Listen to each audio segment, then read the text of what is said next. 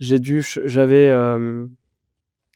j'avais un plugin, un de mes plugins custom là qui déconnait un peu, il fallait que je rajoute des fonctionnalités et en gros, bah, à l'époque, j'utilisais, MainWP pour mettre à jour un plugin et j'avais un WordPress en local pour tester d'abord, la mise à jour,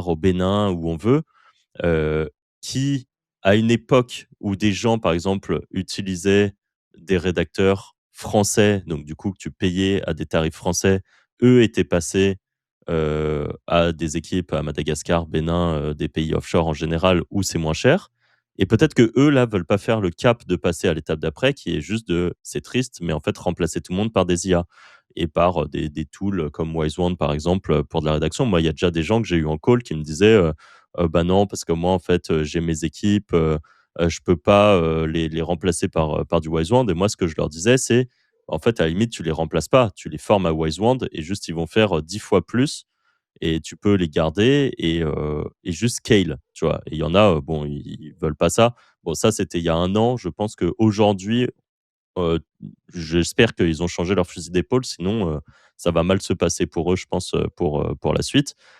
Mais pour en revenir à ça, c'est que quelqu'un qui aujourd'hui utilise des IA plutôt que des humains ou ses petites mains, bah, en fait, va juste vu qu'on en fait, on est dans une optimisation de nos ressources, que ça soit notre temps ou notre argent, on a besoin d'optimiser nos ressources et en fait, quelqu'un qui aujourd'hui n'utilise pas des IA, des agents, des outils comme ça, bah, en fait, prend un retard qui petit à petit va creuser un gap qui sera de plus en plus en plus grand et en fait, il y a un moment où ça sera super dur de retourner, heu rejoindre les autres, en fait. Ou alors il va falloir investir d'un seul coup beaucoup de ressources, beaucoup de temps, beaucoup d'argent ou qu'importe ce qu'il faudra investir, peut-être même des humains pour qu'ils t'aident à scaler, qui eux-mêmes utilisent des IA. Mais en fait, il y a un moment où si tu voudras récupérer le fossé qui s'est créé entre, toi et tes concurrents, bah, tu devras faire quelque chose. Et l'idéal, je pense, aujourd'hui, c'est de pas laisser ce fossé trop grand se creuser entre, tes concurrents et toi, en fait. Faut accepter que le business change et que faut s'adapter, en fait.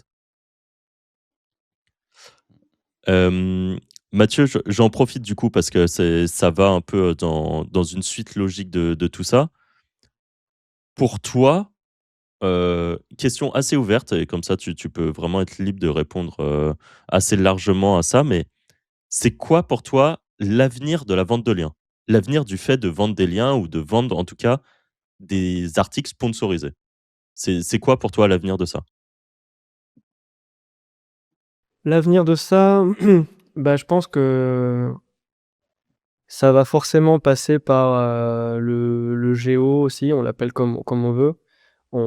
Aujourd'hui, c'est les 2 sont très liés, donc on va dire que faire du SEO, être présent sur le SEO, sur Google aide à être présent sur les IA. On est en train de vivre cette transition. À quelle vitesse elle va se faire? Je pense qu'il y a quand même une majorité des sites, heu, à vocation, transactionnelle, on va dire, ou sur, des ouais, des e-commerce, par exemple, il y a énormément de sites comme ça qui doivent continuer d'exister sur Google. Je pense que l'informationnel est voué à mourir sur internet, mais tous ces autres sites, ils vont quand même besoin d'avoir, de continuer à ranker, d'avoir des bonnes positions. Donc je vois pas du tout la vente de liens comme étant un business qui va mourir, en tout cas, comme beaucoup l'annoncent depuis déjà des très longtemps. Est-ce que le SEO est mort? Moi, je pense pas. Maintenant, c'est sûr que, il va devenir, concurrentiel à un niveau que, un travail manuel ne permet pas de suivre. Donc, pour tous ceux qui voudraient se lancer dans un business comme celui-là, qui a encore de l'avenir devant lui, parce qu'il va y avoir des besoins, encore dans les années à venir à ce niveau-là. Il faut passer sur, de l'automatisation, utiliser des outils qui permettent d'aller plus vite. Après, au-delà de 3-4 ans, bon, moi je sais Ouais, là, c'est dur pas, à dire, mais hein. là, c'est on va dire, c'est au-delà même de la vente de liens. Pour moi, c'est une question beaucoup plus large. Qu'est-ce que le monde digital devient d'ici, 3-4 ans quand des IA peuvent vraiment, tout faire? Qu'est-ce qui reste pour les êtres humains? Je sais pas. Mais ça, c'est une question beaucoup plus profonde. Il faudrait qu'on ait encore 1 heure devant nous pour en discuter. Ouais, mais c'est vrai qu'en tout cas, là, c'est dur de voir du vrai long terme, je sais qu'on en a déjà parlé ensemble, j'en ai déjà parlé plusieurs fois avec Arthur, en off de ça, et c'est vrai qu'avec, avec toi Mathieu, on en avait pas mal discuté aussi, la dernière fois. C'est vrai à long terme, c'est dur de voir. C'est pour ça que moi, un peu ma philosophie du moment, c'est de me dire: «OK, quels sont les business qui fonctionnent aujourd'hui?» Tu vois, ça pourrait être, moi je suis sur de l'affiliation parce que je préfère, largement l'affiliation, mais la vente de liens, on sait qu'à court et moyen terme, ça marchera toujours dans le sens où soit tu vends des liens, soit à un moment on sera sans doute des vendeurs de citations, hein, pour les C'est IA. ça. Heu et ça sera toujours la même problématique qui est en tout cas de continuer à avoir des sites qui sont alimentés avec des contenus. Pour l'instant, en tout cas, le géo ressemble à ça. Donc on sait qu'à court et moyen terme, c'est ça, et le long terme, dans tous les cas, est flou pour tout le monde. Mais il est flou à la fois pour, un comptable, un juriste, et peut-être même un coiffeur, tu vois? C'est Non, moins peut-être moins à court terme, ou moyen terme, mais bon. il y a déjà des robots qui coupent les cheveux là, hein. Donc en fait, Oui, oui, mais bon, encore globalement, faut-il que les je gens m'inquiète plus pour le ouais. comptable que pour le coiffeur, hein. Ouais, voilà, moi aussi, très Franchement. honnêtement. Ouais.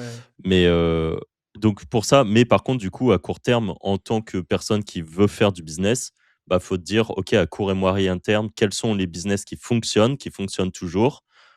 Nous, dans notre cas, c'est ceux qu'on aime, ceux dont on parle le plus, c'est, affiliation et vente de liens, mais il y en a plein d'autres. Le e-commerce marche très bien. Tu faut trouver, chaussure à son pied, mais quand tu as trouvé, faut pas se dire: «Oui, mais l'avenir est incertain», parce qu'en fait, l'avenir est incertain pour tout le monde. Donc en fait, il faut encaisser de l'argent maintenant C'est pour ça. pouvoir